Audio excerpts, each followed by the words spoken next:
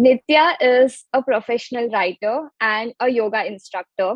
She started her journey with writing at the age of 16, and since then, she has been widely featured on various writer forums and digital platforms, including India Today. In 2021, she completed her yoga teachers training course from Ayush Ministry of Yoga Certified Institute, Bharat Yoga Vidya Kendra, based in Madanapalli, Andhra Pradesh. And she has been actively teaching yoga online to a wide age group of people ranging from corporate professionals to teenagers.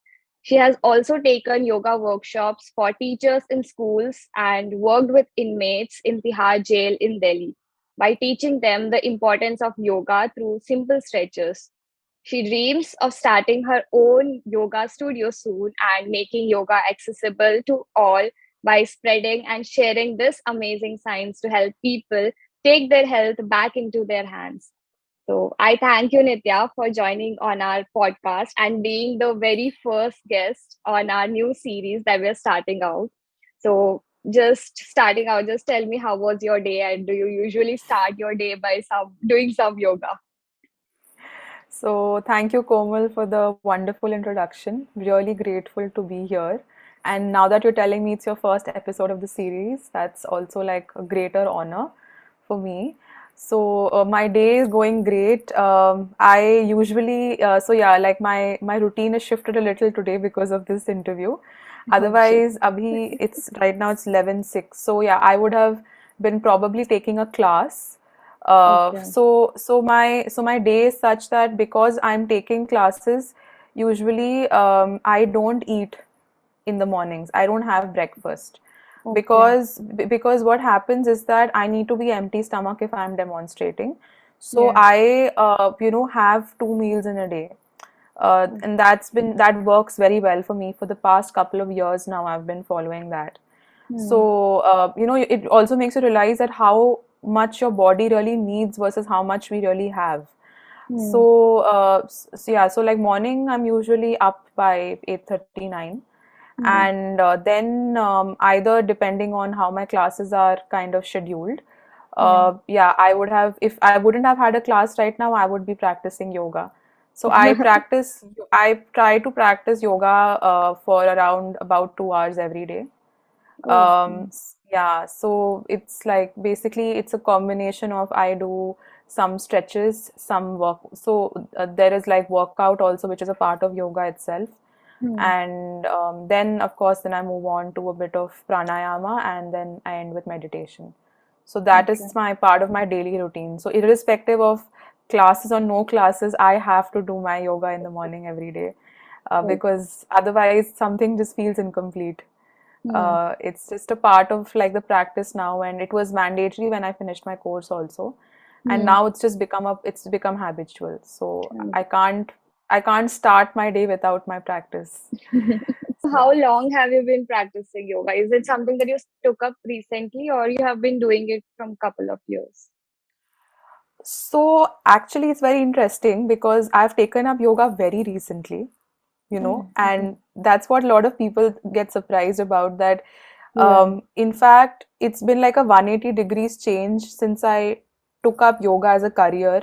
First of all, Hmm. my entire family couldn't believe the fact that like their daughter was into any physical activity because I was living a very different lifestyle before I did this course.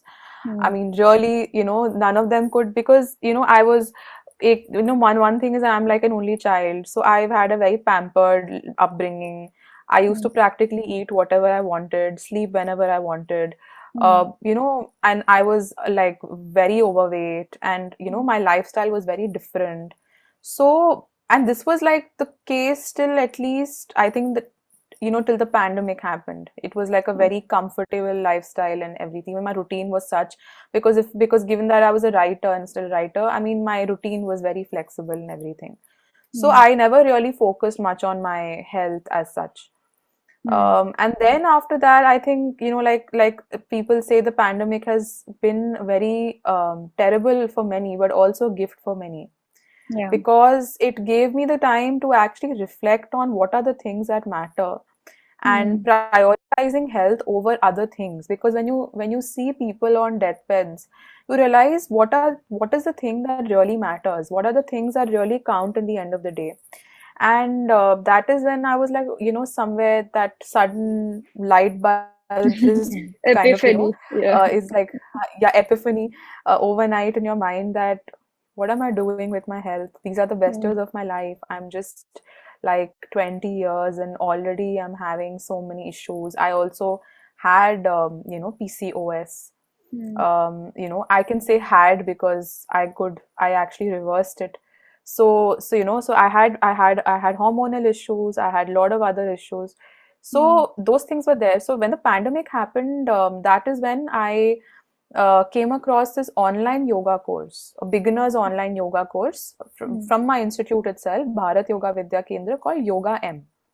Okay. So during the pandemic, obviously you've got a lot more free time. That is when I also started a podcast with my best friend.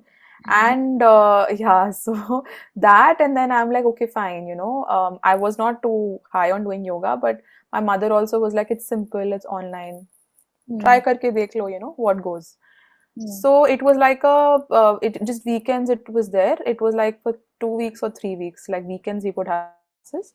Hmm. And that's how I started doing this course. So before that, Okay. literally there was no physical activity in my life. I just started walking a little bit in the evenings, but Hmm. besides that, nothing else. So I did that online course. I really enjoyed it. It was very simple. It was a very, it was a course that anyone and everyone can do, irrespective of where they are in their journey with their health. Like, you Okay. can be a complete beginner, you can be also, or you could be advanced. Either way, it's like that course accommodated everyone and anyone's needs. So Hmm. in my batch, I had people in their 70s, I had people in the early 20s, and in between as well. So it was really nice. It was simple stretches and Surya Namaskar, and there was pranayama and meditation. So for the first time, I enjoyed doing yoga. Like, that was Hmm. my introduction to yoga. And this is all, like, I'm talking about last year. Like, Yeah. literally everything has happened within a span of 1 year. 1 year. So Hmm. yeah, so talk about, like, time is immaterial, things just happen. So this is, I'm talking about May of 2021. Exactly, almost exactly a year back, when I did Yeah. this online course. And after that, when I finished that, then I decided that, okay, I want to take this forward, and Hmm. like, I want to, like, maybe do something more in yoga, because somehow I started those easy stretches that I was learning. I just on my own, I started practicing it at home. Okay. And I just it was very unlike me for to actually keep an alarm and get up and do stretches. Like, my even my body was like, what's wrong with you, this is so unlike you, waking up on time and everything. So from there is where my journey started. And of course, after that, I traveled, I met a few friends, and they were going to do the teachers training course at that time Hmm. from Madnapalli. So I was not that interested. I was just like, oh, okay, that thing happens that, oh, my friends are doing it, let me also do it, kind of a thing. Yeah. Hmm. More than, like, not that I was that driven, or like there was a fire of wanting to do more, but I was like, oh, my friends are doing it, maybe even I can do it sometime. And then when my birthday came, my dad asked me, what do you want for your birthday? So I said, can you gift me this course, Hmm. as my gift? So he agreed, and that's how I decided to go to Madnapalli and do the full-time course. And for the and like the proper course where you have the Ayush Ministry exams, and your level one yoga instructor. Hmm. So we had like Viva, and we had everything. There were external examiners, then there were internal Vivas also. So proper. So then, so then I went to Madnapalli, and it was very intense. It was very crazy. It was like, imagine a morning 6 a.m. to night 9 p.m. you are engaged with your entire days packed. So yeah, it was an incredible journey afterwards. And definitely, I think this course is something that anyone who does it, I mean, you never will come out the same person that entered. Yeah. So I was a totally transformed person physically and emotionally after that course. And obviously, when your day is, you're in a different environment. Your routine is so different, the food you eat is so different, the company you keep, everything is all completely changes in that environment. So that'll definitely have some sort of an impact on you. And yeah, it impacted me to such an extent that I decided to take it up as a career only. Yeah. So yeah, it's been a very incredible journey since then. So how long did you actually train in the institute? Yeah. So I trained basically. So it was like first we had online classes at home Yeah. only, Huh. and after that, so that was I think about like that was about 2 weeks, and Okay. then after that we had to physically report at Madnapalli. Hmm. So that was also like about another couple of weeks. But then after that, then there was ongoing practice and training. So that like you have online. So it Okay. was, yeah. So then I again had to go back in December for a month Hmm. there because of I was a in like assistant instructor for the next teachers training course Okay. for the subsequent batches. So Hmm. there I was like also undergoing training at that time. So Hmm. then I was called back. So like that. So yeah. So overall, it kind of would you can say it took completely. I think about 6 months to 6 months. completely like finish it. Hmm. Yeah. Oh, so now we are instructing yoga. So what skills do you actually think you require to be a yoga instructor? Well, skills, I think, first of all, goes without saying, you need, discipline, Hmm. because without self-discipline, you cannot teach anybody else. Yeah. So the first thing is that you need to do your practice every day because, one is learning something in a course. But the Hmm. other is when you start doing it every day is when you actually start reaping the benefits of the practice, and also seeing that what are your limitations and where do you lack and where do you need to improve. Because flexibility is not built in a day, it's only Right. built over time, and there is no shortcut for that. There's Hmm. no shortcut, there is no exercise or any stretch that will make you instantly do an asana. Because things like that you find on YouTube and internet these days, which will say, oh, learn to do chakrasana in 2 days or three Hmm. days. Those things are very risky business because I tell people, some of my friends who've tried that in the past and have injured themselves very badly. I've said, don't do those things because you need to prepare your body to get into an asana, Right. and that cannot happen without daily practice. So discipline is a big a factor. Then other skills are, I think, your purpose, that Hmm. why do you want to teach yoga. Hmm. Because the why is very important, and this is something we've again learned in our institute, that why do you want to teach? Are you teaching because you want to earn? Hmm. Is it purely because of that, because you see it as a good business proposition, or is it because you want to share this science with the world?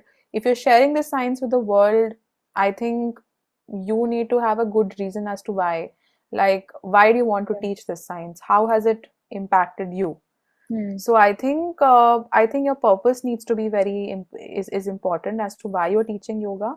Hmm. And also, so there's discipline, there's purpose, and yeah, also if you want to how can you create an impact with Yeah. the science? Because like they say, yoga, you are tampering with a person's life. When Hmm. somebody is taking classes from you, you are responsible for them. So you need to be very careful as to how you are training them, how you're teaching them. And I think sincerity is very important, that you are sincere to yourself, you're sincere to them. Hmm. And I think being comfortable with also not knowing. You cannot know everything. If you know what Right. happens is, if you are teaching, people will assume that you know everything. You know Hmm. all the asana benefits. Which disease के लिए which asana is good. I get this asked a lot. Yeah. Oh, I have arthritis. मैं कौन सा आसन करूं? Hmm. Like they'll instantly. So I will share what I know, but just because I'm teaching doesn't mean I have all the answers. Right. So I think honesty is very important, especially at the path of yoga. Hmm. I know it's not easy to be truthful all the time. We all lie, and there are circumstances where we don't have a choice. But as much as possible, I think we've, even in my institute, we've been taught that if you do not know, admit it, that you do Right. not know. That's very Yeah. important, Hmm. because you would rather teach what you know versus pretend you know something and teach wrong. Hmm. So I think those things are important as a instructor. Skills like discipline, sincerity, purpose, honesty, and Honest. of course passion Yeah. also.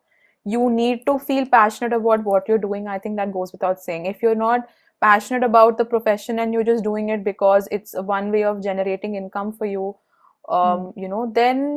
then you're not putting your heart and soul into it. Yeah.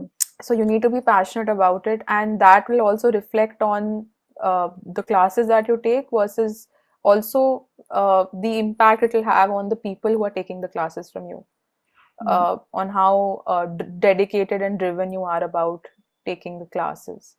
So I think, yeah, these skills are with very important. You said that you Yeah. could reverse your PCOS. Is that because of yoga? Like, did yoga actually have an impact in that? Yoga uh, entirely is responsible for that. Hmm. And I can say that, and that is like, so for me, like, I can admit that to take up yoga as a profession, I think, like, I can say I'm in a way my own testimonial stands right in front of you, that I had PCOS for the longest time. And my periods were very regular. They would not come for like 3-4 months. Hmm. I wouldn't get my periods, and that also basically reduces the estrogen flow in the body, and then Hmm. that leads to things like facial hair and weight gain and acne, all those things, right? Hmm. So obviously the allopathic route would be they'll put you onto medication which will artificially induce Yeah. periods, but that has a lot of other negative implications on your body. Hmm. And it can affect your thyroid levels, and also your insulin levels, and also give you severe mood swings and everything. Hmm. So my mother told me not to go ahead with allopathic medication, like so that was a big decision. So that was one thing. So I decided to not take any of that medication, and I decided to take Ayurveda, because I'm half Malayali, so we are like staunch believers of Ayurveda as well. So I took like Ayurvedic medication, which was good, but Hmm. honestly, it was not as effective. Like it did help me definitely in terms of reducing the pain and the cramps and all of those things, but Hmm. it did not really regularize my periods as much. Okay. So there was basically no medication that was helping me externally. So then, and yoga also, I did not pick up because of any hope of curing PCOS. I purely just did it out of just curiosity, and just out of interest, and also because my friends were like doing it at that time. So I just took it up at that time. And like, this is one of the most unexpected detours in my career, I can say. Yeah. Um, and then, of course, after like finishing my course, one is that I started losing weight, Hmm. just because, of course, there my routine was so intense. If you have asana sessions 3 times in a day, every day, you have asanas from 6:15 to 8, then you have asanas from 12 to 1, then you have asanas from 6 to 5:30 to 7 every Okay. day. So you're Hmm. spending like 4 to 5 hours just doing asanas in the day. Yeah. Obviously, you will lose weight. That is a given. So that started happening, but I think I don't remember the exact month, but maybe I think from November onwards or October onwards, I started getting my periods. So I started getting my periods, but like maybe there would be like a 2 week delay or 3 week delay, in Hmm. between. Then after that, when I started practicing regularly, especially, things like Surya Namaskar and all are very effective. So when I started practicing regularly, I think from December onwards, they automatically started coming every month. Like Okay. by the it was like clockwork. So Mm. literally every month I started getting my periods without any medication. So I myself was so surprised at how that's happening without any, how it just surprises you that can just yoga be so effective, Yeah. that it's completely reversed something that I've been suffering with for the past like 4 5 years. Mm. So I think for me, when that started happening, when I started reaping and seeing the benefits of the practice on my own body, then I'm like, this is something I need to kind of spread like hotcakes. I need to like take this forward. I need to like do something, and I don't want to limit this science to myself. I want to share this with the world in whatever small way possible. And I Mm. think that is when I felt that drive and that fire inside, that Passion. okay, Yeah. yeah, that passion, that okay, I want to teach, Mm. I want to share this science, because if this is what it can do to my body, then I think a lot of other people can reap benefits out of it. Mm. So also it makes you less dependent on medication, Medications. Yeah. and also like in general, it helps you in a way take your health back in your hands. Right. So you think So that yeah. So you think it is an alternative for like healing or medicines? well, see, healing is actually not a word I'd use here because healing is a very broad term. Mm. But I think definitely, see, it yoga is not medication per se. It's a science that basically helps you align your body with your breath and your mind. Okay, Mm. to define yoga as what the science is. But definitely, I can confidently say that it reduces your dependency on medication. Mm. It improves your immunity levels. It improves your metabolism and makes your body more agile. And it basically it definitely reduces your need for like your it'll definitely reduce the number of doctor visits that you were making in the Yeah. past. And so, and even it also increases your speed of recovery from any disease. Okay. So it definitely is not it's not medication, but yeah, it is definitely like uh, it definitely cures, and it has a lot of long-term health benefits. Long term. Yeah. So yeah, so like just to give you an example, whenever I would have get a cold or fever, Mm. I would have like severe bouts of viral. Whenever they would come, they would Mm. of course come often as well before yoga, and also when they would, I would take a long time to recover. It would at least Mm. take me 2 weeks to like recover, and that too Mm. only after I took antibiotics. Without antibiotics, I would be a mess. Like my Mm. nose would be badly blocked, and I would have like really bad congestion and fever and everything. So after doing the course, after doing, practicing yoga regularly, it's not that you will never fall sick. It is no magic potion or anything. Mm. You will fall sick, that is normal, but the frequency will reduce. Mm. Mm. And because it's working on your body physically also and subtly also. Like we have nadis in our body, which are basically energy neural pathways.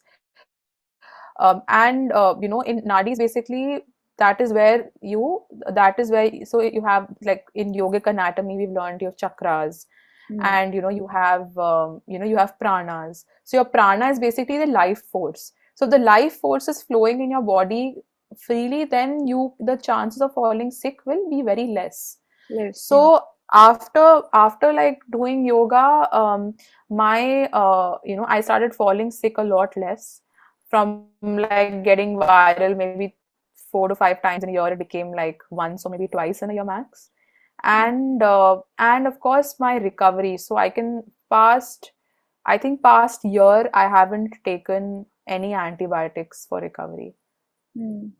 I've completely skipped allopathic medication. In fact, there have been instances where I've not even had to take a paracetamol or crocin for Mm. my fever because it's been very mild. Even when Mm. COVID came, it was very mild, almost asymptomatic. Mm. And I feel that was purely because of yoga.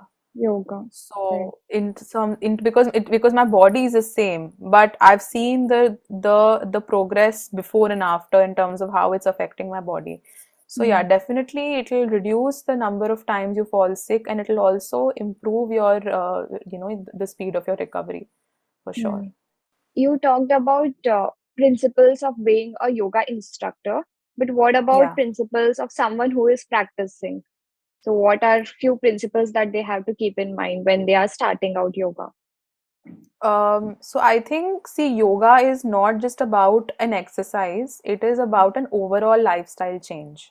Yeah. You can't live a certain life and then expect yoga to like do all the heavy lifting for you. Mm. You need to make certain changes in your lifestyle. Of course they'll be very gradual. You can't do everything overnight, and we are still all a work in progress, and living in this world, 21st century, in our city life, so you can't do everything, but you can Yeah. always try your best.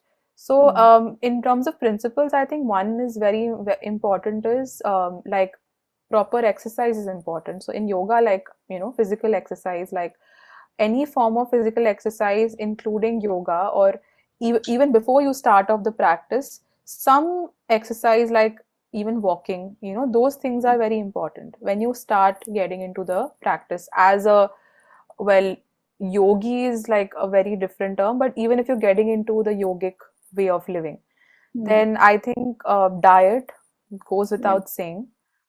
If Mm. you do not have a healthy diet, if and healthy as in, okay, fine, let's face it, we do our online Zomatos and Swiggies once a week, and let's be realistic about it, because we have to also be relevant in the times. We can't just say that, oh, I am like stopping all outside food and I'm only going to eat home food. Mm. Doesn't happen. Especially if you're in your 20s and you're working and everything, you will Mm. eat out. But I think you can change what you eat. Even if you Mm. eat out, what are your Yeah. preferences? What do you order? Those Mm. things are completely up to you. So, Mm. instead of ordering like like a fried kind of sizzler or a burger, you can order a salad and something healthier. So Mm. those things are completely up to you. So yeah, a Mm. proper diet and like mindful eating. Then I think like living a stress free. So see, yoga will of course relax your body. So I Mm. think relaxation is important if you have to do yoga. So yoga will bring in that relaxation. And that's why a lot of people start doing yoga for that Yeah. purpose of wanting to relax their bodies. Yeah. So yeah, proper relaxation is important, and in that, one of the most important things we do is shavasana. That's why, Mm. because a lot of people wonder that why should you just lie down after Like. doing practices? What's the Mm. point of just lying down? But we basically believe that um, uh, after your asanas, if you need to reap the benefits of the asanas, you actually get the maximum benefit when you relax your body after a very intense, rigorous practice. That is where your body assimilates the effects of the practice. Mm. So shavasana is critically important. Never skip your shavasana. You Mm. do half an hour practice or 1 hour practice. Do at least give yourself 5 to 7 minutes of shavasana. That's Mm. very important, because that is where you instantly, because see, in asanas, your mind is also very active when you're physically Yeah. also working on yourself. But in shavasana is where your mind will also settle with your body, because Mm. finally after that is only when your body will feel prepared enough to get into meditation. So you have, so I think proper diet, proper, like, relaxing your body, then I think meditation. Yeah. Meditation is very important, because in according to Ashtanga yoga, like the Patanjali's philosophy, that school of yoga, I mean, even asanas are done to prepare the body for meditation. So, like, the ultimate goal is meditation, because that is what they are preparing the body for through asanas. You get into the Mm. physical for the mental. For the, So okay. that is also, so that is one of the things. Sleep is very critical, Mm. because you cannot do yoga and not have adequate sleep. That's very important. So I was just saying that, according to what we learned also, like Bhagavad Gita is considered as one of the yogic texts as well, because Mm. every chapter of Bhagavad Gita is a particular yoga. So, Okay. like you have Arjuna Vishada Yoga. So you have like different chapters. You have Karma Yoga, which is for the body. Then you Mm. have Bhakti Yoga, which is for the emotions. Then you have Jnana Yoga, which is for the mind. Mm. And like that, you have Kriya Yoga, which is for your meditative practices, like for spiritual evolution. So in that, like there is one shloka. I don't remember which verse it was, but when it talks about the path of moderation, yoga is all about moderation, Mm. that it's not for anyone. It's not for someone who wants to. It's not a complete austerity, and it's not excessive indulgence. It is in between, because because we are all living in this world, we have to live according to how this world works as well. So in the current context, like we are all called jeans clad yogis in a way, because we live in this world and we are trying to kind of adopt the path of yoga. So in that, yoga is not for those who eat too much or eat too little, or sleep too much or sleep too little. It's Mm. all about, finding that balance for Balance. yourself. Yeah. Yeah, it's all about balance. Like you were talking about diet, so I've seen when people take up yoga, they tend to like avoid meat. So is it actually necessary for a person to be vegetarian or vegan, or is it their personal choice? It is absolutely the personal choice, Mm. because look, I still eat non-veg. Okay, Mm. I'm openly admitting that. There's nothing to hide. Because see, of course, preferably vegetarian is what they say, as per Yeah. what we've also been taught. And Mm. the reason behind that is, see, we all have our vices. So and like they say that, this is a path to honesty. So you have to be honest with yourself first.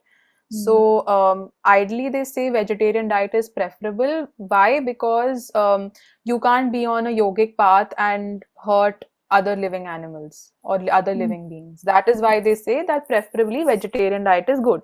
Mm. And also eventually my prayer is also that I can turn vegetarian, but I'm not going to enforce it upon myself. When I feel ready, Mm. I will work towards it consciously and get to it. But it's absolutely a personal choice, because you know what, if you force it upon yourself, you will not be able to sustain it. Yeah. It'll just keep It'll be a constant distraction. You will be in a lot of discomfort. You will go out with your friends, they'll order a chicken, you will order paneer, you will feel tempted, Mm. and that's the end of your, that's the end. You will not have a good time. So don't do anything that is not coming to you naturally. Yeah. um, Respect your body, and listen to your body. And when it's time to leave it also, your body will only indicate it. Yeah. So it's all about that, because you know what, a lot of people leave it because of guilt or pressure, that, Mm. oh, they are like this whole the vegan movement as well, or that, oh, my friends have become vegan, so now I feel guilty ordering non-veg in front of them. Mm. Be honest with yourself. If you can't have it at that, if you can't leave non-veg at that point, then have it. But then eventually, if when you feel ready and you feel that, hey, maybe I can do without it, and I don't need it right now, and Mm. I'm quite all right, then it's fine. Like, thing is that be flexible. If you're in a place where non-veg is not available, don't fret that, oh, I can't do without it. I need my chicken, I need my fish. And if it's there and you really want to have it, you enjoy it. But if Mm. if I'm in a place where non-veg is not available, like, I won't be like, I won't go into mild depression that, oh god, this is the end of it. I'll be fine. I can Mm. absolutely live on vegetarian food without any problems. Mm. But I also enjoy my seafood. So that's the thing. So I'm saying that yes, it's not overnight. It's not an overnight change. I know this is there. This is something which I still need to work on. But yeah, it is absolutely a personal choice. Like before the recording started, we were talking about yoga for certain age group. So if you can Yeah, reiterate that, how you told that there were courses for senior citizen or for yeah. women. So about Yeah, that. yeah. So in my institute, Bharat Yoga, they offer numerous courses. for different age groups and specific to their needs, from starting from beginners course, which is the yoga M course, which is for everyone and you can do it online. So they have online courses and residential courses. So Mm. on online they have beginners and they have an intermediate called Kaushalam, which is like a continuity of the beginners course, and Mm. it's a little advanced level. So in that you basically have more theory and more discussion on yogic texts. And then there is a course called Sakyam. Sakyam is for women. So, Okay. that course mainly focuses on hormonal issues like PCOS and early menopause and menstrual disorders. So that is another online course they have. And then you have the advanced course, which is a teacher's training course, which that's what I did. Mm. And then you have Abhayam. Abhayam is for senior citizens. So that is also residential. That is like I think a 15-day course. So for senior citizens to come and stay there in the premises, Mm. learn yoga, and meditation and pranayama, and experience that whole yogic lifestyle over there. And basically my point is that yoga is for everyone. Mm. It's not for a particular. And then of course now they're also introducing a course for teenagers. They're working on that. And Mm. also for corporate professionals, because people with desk jobs badly need yoga. I think they need it the most Mhm. in their lives, and they develop neck problems and shoulder problems at a Yeah. very early on stage, because you're just sitting in front of your laptop the whole day. So Mm. they develop issues like spondylitis and migraine and all of those things. So there is a separate course being introduced for corporate professionals as well, which is Mm. also residential.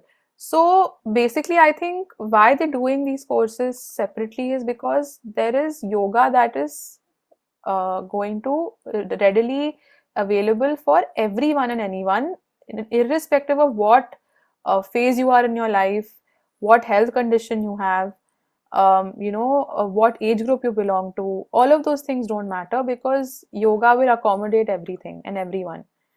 Mm. So that is why, even according to the yogic texts, just to like give you an example, the first Yoga Sutra of Patanjali says, "Here now I start my practice with yoga."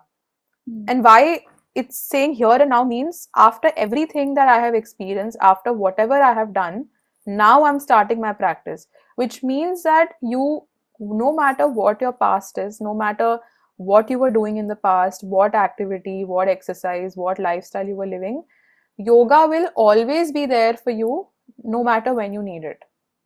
Mm. So that is why you can start off, and it's never too late. You can be in your 70s and also start off yoga. So that, let that never be like an obstacle for you mentally, that, oh, I'm now in my 80s, so kya fayda, like what's the point of Yeah. doing yoga now? But yoga is, it's never too late to start. And of course, the kind of exercises you do are purely upon your comfort. So there'll be, you can do simpler stretches, but you can always do some form of yoga irrespective of what age you belong to. Mm. And how about if you start it early on, like if teenagers take up yoga, how it can help Yeah. them and how they can gain from it in the long run? So I think that would be ideal, Mm. because if you from a very early on stage start yoga, I mean, I've already been reaping the benefits of starting it in my early 20s. Mm. But if I would have started this maybe in my early teens, maybe I wouldn't have got PCOS, Mm. because my Right. lifestyle only would have been completely different. I would have probably never got this issue. Mm. So yeah, I mean, I didn't start it earlier on, but I guess it's never too late. So better late than never. Mm. But as a teenager, if you start yoga, I think first of all, it will definitely be very good for you, because that is a time you're at your most impressionable years. Mm. You're going out, you have multiple influences, multiple interactions with people. That's just an age and stage where almost your ideologies are being molded, your thoughts, your beliefs, everything Mm. else is being shaped. So I think if yoga is complementing that, it'll definitely create a more happier and a more centered human being, because when you're doing yoga, and depending on where you're learning from, of course, I think that is where the role of a good yoga instructor comes into play. Mm. Because if you have a good instructor who can understand your mind, and basically when you're dealing with a teenager, you're dealing with a teenager very differently than when you deal with a adult. Yeah. So you have to be a friend to them. You have to Mm. be friend. It has to, because they don't know why they're doing yoga. They probably, the parents told them ki chalo tum yoga class mein jao, and that's why they're doing it. Mm. So for them, what is the takeaway for them? So I think introducing simple techniques like pranayama, like anulom vilom, or things like just something as simple as breath awareness. Mm. Basically, whatever makes them take their attention back to themselves will create a deeper awareness inside them, and that will somewhere also reduce the number of thoughts and distractions in the mind. Because when your focus and attention is centered on your breath, then your mind will be a lot more, it will definitely reduce the level of mental clog you have. Mm. Because this is an age and stage where you overthink a lot. I think we Mm. overthink at all stages in our life, but basically problems never go. It's just the problems change as for the age group.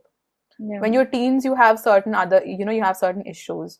Mm. When you enter adulting, then you have other stressors. So Mm. the stressors never leave, but the way you deal with it will uh, govern your physical and your mental well-being.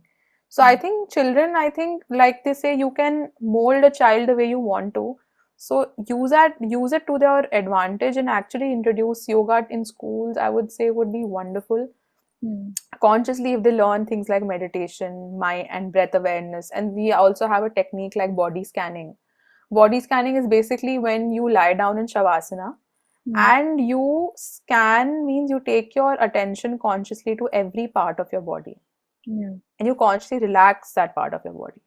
So Mm. when you do that, then you are constantly giving your body signals that I'm very relaxed, I'm very peaceful, my body is unwinding. Here, now, I start my practice with yoga. Mm. And why it's saying here and now means, after everything that I have experienced, after whatever I have done, now I'm starting my practice. Which means that you, no matter what your past is, no matter what you were doing in the past, what activity, what exercise, what lifestyle you were living, yoga will always be there for you no matter when you need it. Mm. So that is why you can start off, and it's never too late. You can be in your 70s and also start off yoga. So let that never be like an obstacle for you mentally, that, oh, I'm now in my 80s, so kya fayda, like what's the point of Yeah. doing yoga now? But yoga is, it's never too late to start. And of course, the kind of exercises you do are purely upon your comfort. So there'll be, you can do simpler stretches, but you can always do some form of yoga irrespective of what age you belong to. Mm. And how about if you start it early on, like if teenagers take up yoga, how it can help Yeah. them and how they can gain from it in the long run? So I think that would be ideal, Mm. because if you from a very early on stage start yoga, I mean, I've already been reaping the benefits of starting it in my early 20s. Mm. But if I would have started this maybe in my early teens, maybe I wouldn't have got PCOS, Mm. because my Right. lifestyle only would have been completely different. I would have probably never got the, this issue. Mm. So yeah, I mean, I didn't start it earlier on, but I guess it's never too late. So better late than never. Mm. But as a teenager, if you start yoga, I think first of all, it will definitely be very good for you, because that is a time you're at your most impressionable years. Mm. You're going out, you have multiple influences, multiple interactions with people. That's just an age and stage where almost your ideologies are being molded, your thoughts, your beliefs, everything Mm. else is being shaped. So I think if yoga is complementing that, it'll definitely create a more happier and a more centered human being, because when you're doing yoga, and depending on where you're learning from, of course, I think that is where the role of a good yoga instructor comes into play. Mm. Because if you have a good instructor who can understand your mind, and basically when you're dealing with a teenager, you're dealing with a teenager very differently than when you deal with a, with a adult. Yeah. So you have to be a friend to them. You have to Mm. be friend. It has to, because they don't know why they're doing yoga. They probably, the parents told them ki chalo tum yoga class mein jao, and that's why they're doing it. Mm. So for them, what is the takeaway for them? So I think introducing simple techniques like pranayama, like anulom vilom, or things like just something as simple as breath awareness. Mm. Basically, whatever makes them take their attention back to themselves will create a deeper awareness inside them, and that will somewhere also reduce the number of thoughts and distractions in the mind. Because when your focus and attention is centered on your breath, then your mind will be a lot more, it will definitely reduce the clog, the level of mental clog you have. Mm. Because this is an age and stage where you overthink a lot. I think we overthink at all stages in our life, but basically problems never go. It's just the problems change as for the age group. Yeah. When you're teens, you have certain other, you have certain issues. when Mm. then when you when you enter adulting, then you have other stressors. So Mm. the stressors never leave, but the way you deal with it will uh, govern your physical and your mental well-being. So I Mm. think children, I think, like they say, you can mold a child the way you want to. So use it to their advantage, and actually introduce yoga in schools, I would say, would be wonderful. Mm. Consciously, if they learn things like meditation, mind and breath awareness, and we also have a technique like body scanning. Body scanning is basically when you lie down in shavasana, Mm. and you scan means you take your attention consciously to every part of your body, Yeah. and you consciously relax that part of your body. So Mm. when you do that, then you are constantly giving your body signals that I'm very relaxed, I'm very peaceful, my body is unwinding. Mm. Impact not just inside you, but also in your external world, in your interactions, in the company you keep. I think it'll play a vital role in every aspect of your life. Mm. So I think that's why yoga for teenagers is absolutely a very, very very needed thing these days. Necessary. Yeah. Yeah. Like you even taught teenagers, right? So was there any of your student who overcame a challenge by yoga? So I think right now, like, she's a work in progress. Not because I would say that, because you know, she's got like some menstrual issues at a very early on stage and Mm. everything. So I think because of that, that completely shifts your hormones at an early on Yeah. stage when you get your period very very early.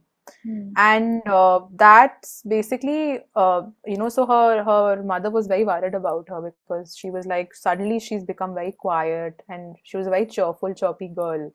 So that has completely like shifted her personality, because obviously when your hormones get altered, then that also plays havoc with your moods and everything. Yeah. So I think for me, like now, because I teach asanas and pranayama, but Mm. in her case, I will not just straight off start with that, because I realize that maybe she just needs a friend to talk to in the beginning.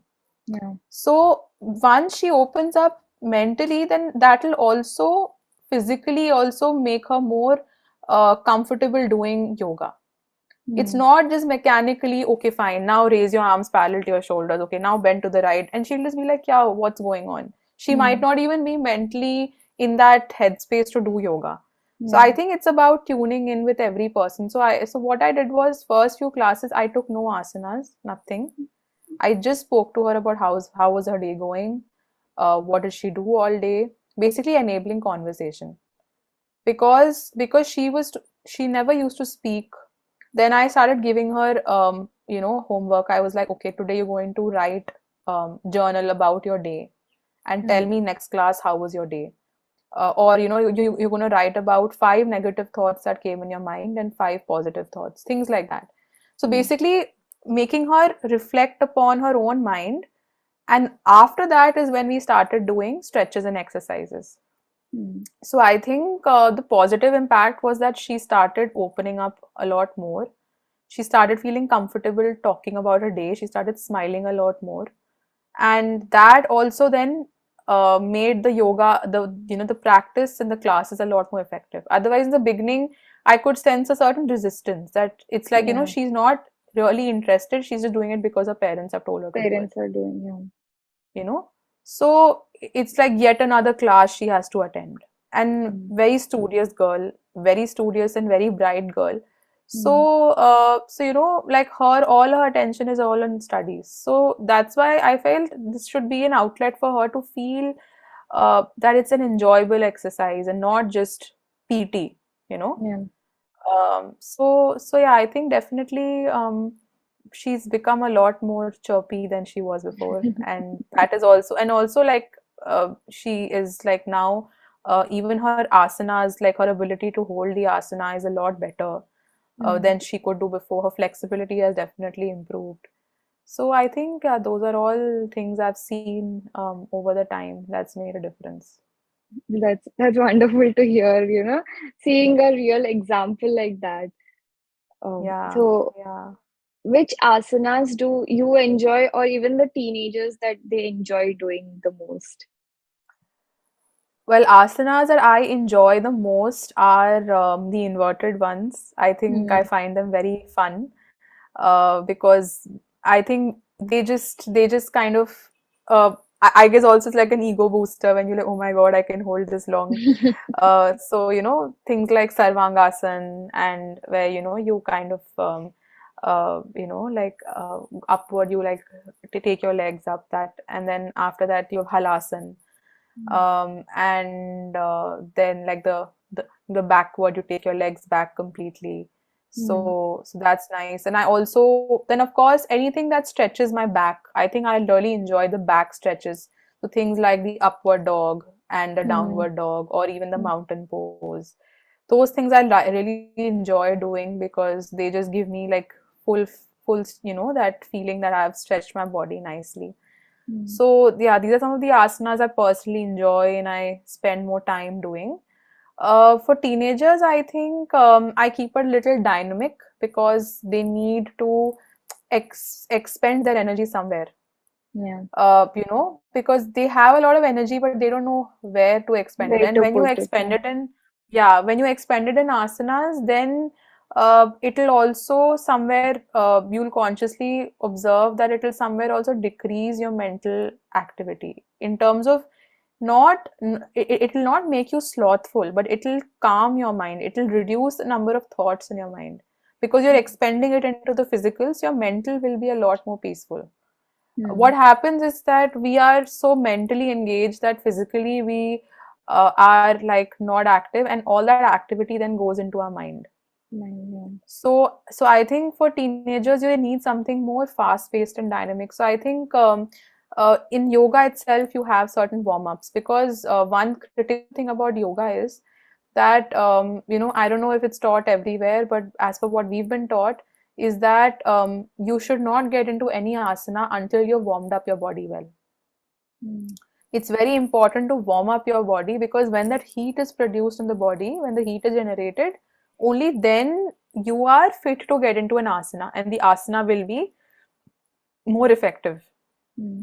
So it's very important to warm up your body. That is why Surya Namaskars are to be done before asanas.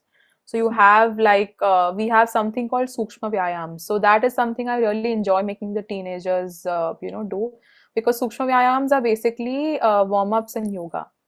So in that you have, it's like a overall body warm up, like from the head to your toes, you are warming up your body entirely. So in that you have neck stretches, you have arm stretches, you have back stretches, then you have then you have your waist all the way down to the hips and thighs and ankles. Your entire body is being warmed up.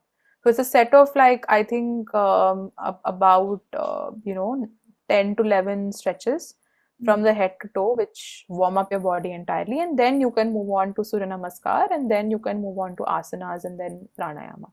So that is usually how the routine goes. So that is so I think the warm ups are what I make the teenagers do more than what I would make my other clients do, because that Mm. is something which will kind of, that is what they need to sweat it Mm. out a little bit. Right. uh, yeah.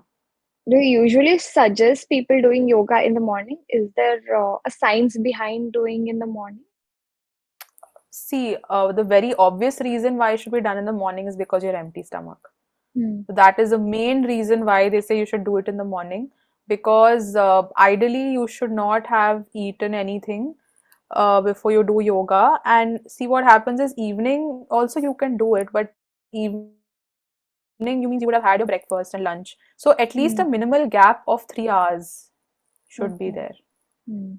If you don't have a 3 hour gap, then that can play havoc with your digestion. Mm. So at least keep a 3 hour gap between your yoga practice and your meals. If at all you have to do it in the evening, but ideal will be to do it in the morning because you're empty stomach, and also would it's better to do it on a, like, after you have cleared your bowels and everything. Best time is to like do it on a completely empty stomach. Empty So that stomach. is why they say morning is ideal, because that is the best time to do it also for your in general. See, when you do yoga in the morning, it's like you're waking up your body.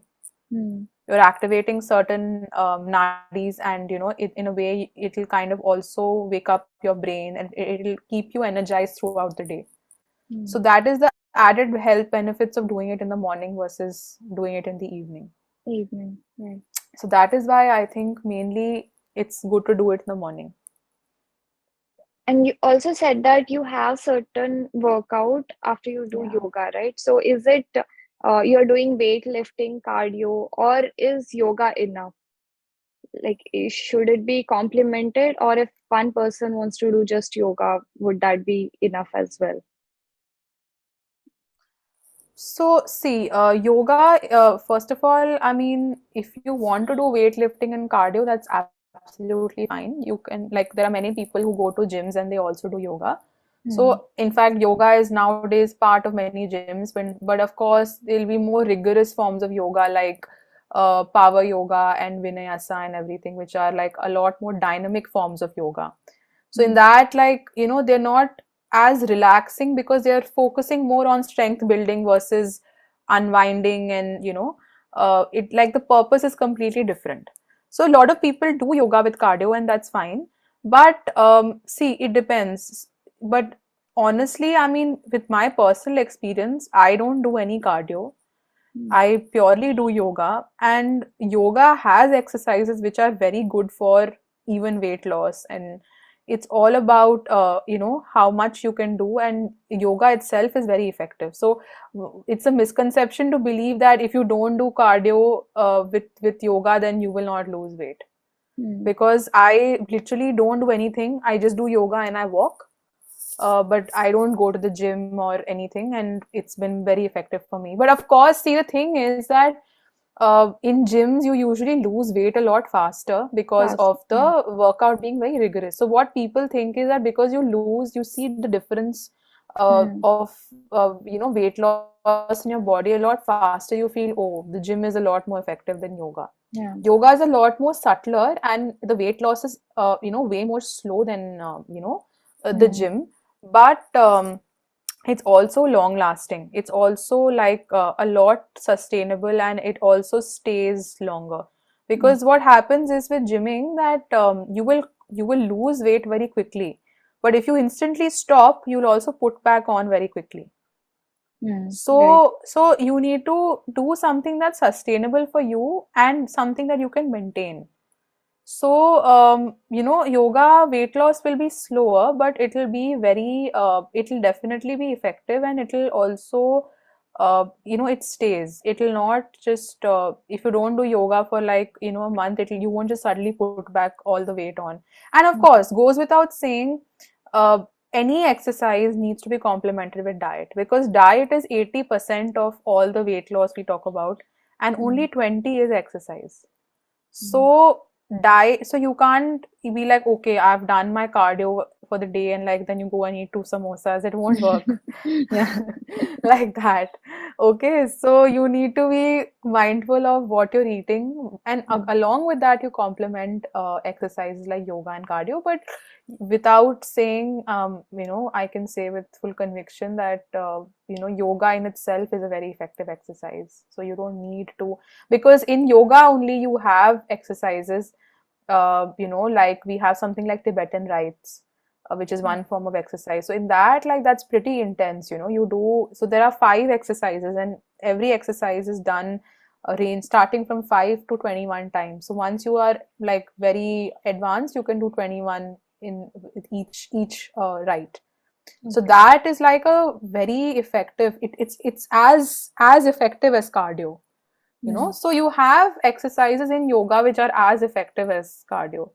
Mm. So yeah, so it can be an either or, and it can be both complemented as well. That's purely up to you. Mm. And also, when I'm done with yoga, Yeah. I'll probably take up meditation. And then, after how long should I wait that I have to have my breakfast? Like, is there a particular So time? yeah, so ideally what would be good is, so it's good that you meditate after yoga. Hmm. Like it's very good that you meditate, because yoga is, like we say, food for the body, and meditation is like food for the soul.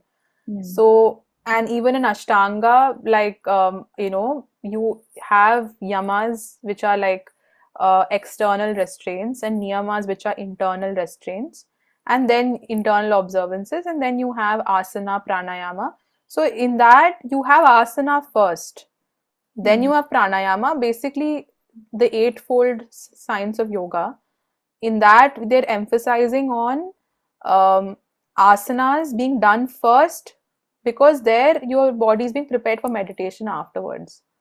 And why Okay. is that? Because you cannot sit in meditation and get one pointed focus if you're physically not flexible, Hmm. because meditative poses like Padmasana or Siddhasana, or even like something as simple as Sukhasana. Hmm. All of these, any meditative posture that you sit in, you need to be completely comfortable, keeping your back straight, without any back support, ideally, and sitting in a comfortable meditative posture. For that, you need to have a flexible body. Hmm. So so that is why asanas are done first, and then they are then you carry on to meditation. After meditation, for your meals, give a 20-minute gap. Hmm. That is fine, because in 20 minutes your body will assimilate and your body will relax, your breath will be back to normal. It'll your in general your heart rate will be also centered, and anyway, since you meditate, all of those things will anyway come into balance. Hmm. So 20-minute gap is what is ideal after your yoga practice in the morning. You see that you get a lot of like teenagers as your clients as well. So, how do Hmm. you want their parents to be involved with the kids while they're taking up? Is it just signing up, or do they actually practice with them? So far I've not had any parent like participating with the child during Hmm. the practice, because obviously they are busy working and everything, and children have different routines. Yeah. But I think involvement mainly is that, one thing that they can do is, maybe they can in between come and see how the child is practicing, Hmm. like in just terms of, more than anything, is she enjoying it, Hmm. and also, is she like is she just mechanically doing it, or is it because she's really enjoying the practice? So I Hmm. think parents can come and check, how their child is performing, or how much the child is enjoying it in terms of involvement. But more importantly, I think you know no matter what the practice is, I think the biggest service that a parent can do to the child is like give a conducive environment to the Hmm. child, to just be themselves and be their happiest selves. So that is, I think, the most important thing in terms of involvement. Yeah, in the classes they can definitely come, but of course, uh, don't come every class, because that will also make the child conscious. If they're Yeah. coming and just watching the child the entire time, then that is not, you don't have to be over involved also. But I Mm. think just keeping a tab of how your child is doing, and most importantly, they should not force anyone into, like, don't force your child into something. What happens is, initially you do have to force sometimes, because the child might not know what's good for them and not. But after that, if the child is enjoying it, that's great. But if even after like 4, 5, 6 classes, if the child is still like very uncomfortable and not happy, then a Mm. parent should not force. Mm. There are different other avenues as well that they can explore. Yoga is not the only avenue. Mm. So I think it's about knowing when someone is ready. If my parents would have told me to do yoga at the age of 7, 8, I would have ran away. I wouldn't have done yoga at all. Mm. But then when I did yoga, last year, that is when I developed so much of interest for it. So it Mm. depends on what phase you are in your life. So I think Yeah. as parents, involvement basically means that understanding what your child needs versus what you want for your child. Mm. That is like more important than just making them do something just because it's like the in thing to do and all of those things. While we're wrapping up, any last Yeah. message for parents and the teenagers this International Yoga Day? I think, be sincere to your practice. If you've taken up the practice of yoga, do it with sincerity every day. Don't bunk your practice because you've got less time. So you feel like, okay, I don't have enough time, so today's practice is, let it be. Mm. Even if you have 10 minutes, give it 10 minutes, Mm. because even that 10 minutes will make a big difference. If you have 1 hour, great. If you don't have 1 hour, don't skip the practice. Do it even if it's 10 minutes in a day. Mm. And so yeah, that is definitely there. So be sincere to your practice. And also, like, give a lot of time to meditation. Like, I know it takes time, but if you don't, if you have 5 minutes, just sit in silence with your eyes closed and just watch your breath. Mm. That habit itself, if you start doing that at a very early on stage in life, especially for teenagers, I would particularly say this. Even if you've got 5 to 7 minutes of time in the morning, it just helps you just gather your thoughts and gather yourself for the rest of the day. So this is, you don't need any class or any instruction for these things. This is something you can do at any time of the day, and they're very safe things to do.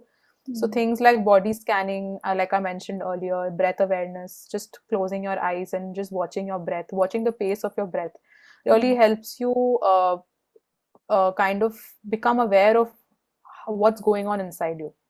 Yeah. So yoga is not just asanas. Yoga is a way of life. So it's about practicing yoga in every aspect of your life. Because be it emotions and mind and body, it's all interrelated, all interconnected. Mm. So yeah, I think that is the thing. And for parents, I would say that don't just make your child do these things. Do it yourself with them. Both of you should do it, because that will have an impact on your relationship as well with the child. Yeah. Mm. So these are practices which both of you should do, parents and children. Should both. It's a very good bonding activity as well. Mm. Take out some time, take out 5 minutes, 10 minutes with your child and do breath awareness together. And maybe talk about how you felt afterwards. That what thoughts came in your mind, how do you feel, or just things like, how was the pace of your breath, like those sort of things. Those Mm. are basically enabling conversation at home about those things, where even a child feels comfortable talking about their emotions, their feelings, and their thoughts. So yeah, so I think that is a message I would like to give for International Day of Yoga. That don't leave your practice, and also it's never too late to start yoga at any point in your life. It's never too late. Thank you, Nitya, for joining in and sharing your yoga journey as well as your wonderful insights on how you turned into someone who didn't really start yoga. Like it was just a year ago that you started, and now you are as a yoga instructor and actually telling people about yoga. I really enjoyed talking to you, and actually started doing yoga, but it was on and off. But I think Yeah. your talking with you has really inspired me to do it regularly, and I am going to pick that up as well. I mean, seeing all the benefits that yoga has, and just Yeah. changing that lifestyle is one thing, one push that we actually need in our life. And I hope people who are listening to this do that as well at their own pace, obviously. Yeah, since uh, can I ask you, since when have you been practicing yoga? Like, since when have you been learning? it was during the pandemic itself. I Okay, so think the that pandemic has been pretty, I think, effective, and it's been like great for like a lot of people. It's kind of really benefited, yeah. quite a few people. So I really love doing those stretches. Like you were telling about the good pain, I really love that stretch that occurs like in my Yeah, back or yeah, at the waist. So I really love that, and I'm planning to take that up every morning now. So that's wonderful. And I've really enjoyed my this session with you as well. It's been wonderful, I think. I honestly, it doesn't feel like an interview. It just feels like a very lovely conversation over a cup of tea, like an early morning conversation I would have over chai. yeah. So it's been very enjoyable for me as well.